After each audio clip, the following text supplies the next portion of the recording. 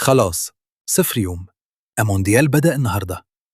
مكسيكو ضد ساوث أفريكا في الأزتكا، نفس الاستاد اللي مارادونا وبيليه رفعوا الكأس فيه.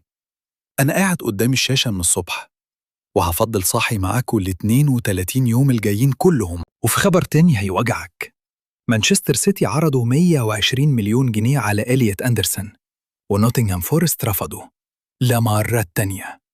اللاعب نفسه عايز سيتي، بس فورست قفل الباب. أنا شايف فورست غلطانة.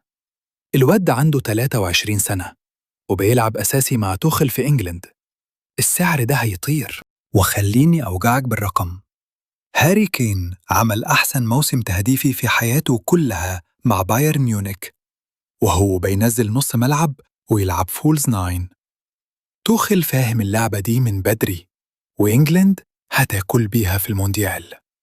خد عندك.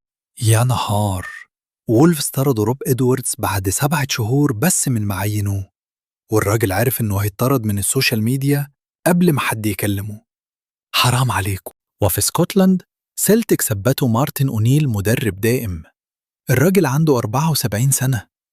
بعد ما خد الدوري والكاس في فترتين مؤقتتين قالوا طب كمل. حلو الكلام ده، بس مفيش حد في الإدارة فكر يجرب وش جديد.